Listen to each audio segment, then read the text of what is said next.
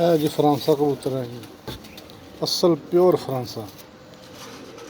ਇਹਦੇ ਅੱਜ ਪੱਠੀਆਂ ਵੀ ਤੁਹਾਨੂੰ ਦਿਖਾਉਂਦੇ ਹਾਂ ਜੀ, ਤੇ ਕਬੂਤਰ ਵੀ ਦੇਖ ਲਓ। ਇਹਦੀ ਅੱਖ ਦੇਖੋ।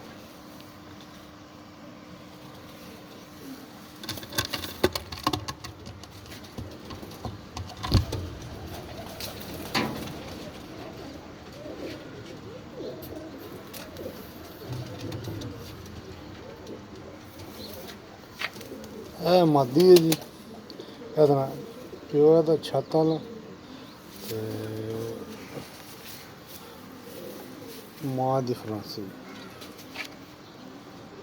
ਇਹ ਕਬੂਤਰ ਦਾ ਐਸੇ ਫਰਾਂਸੇ ਕਬੂਤਰਾਂ ਨੂੰ ਲਾਈ।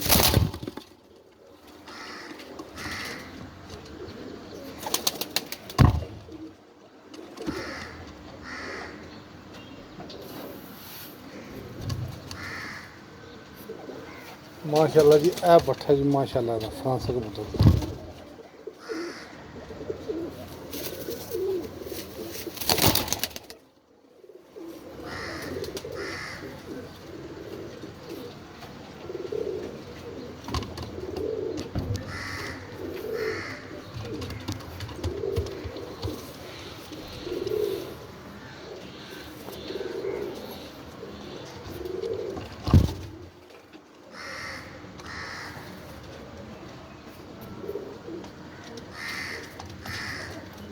माशाल्लाह जी, ए पट्ठी है जी फ्रांस कबूतर, पस्से कबूतर की।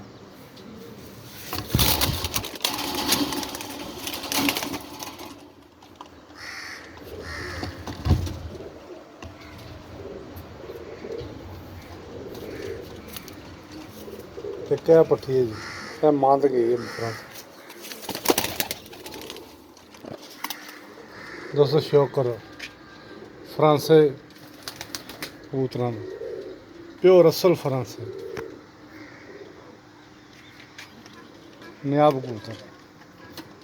है वड्डा कबूतर है, ए दी मादी है, ए त्रै इन्हां दे पट्ठे।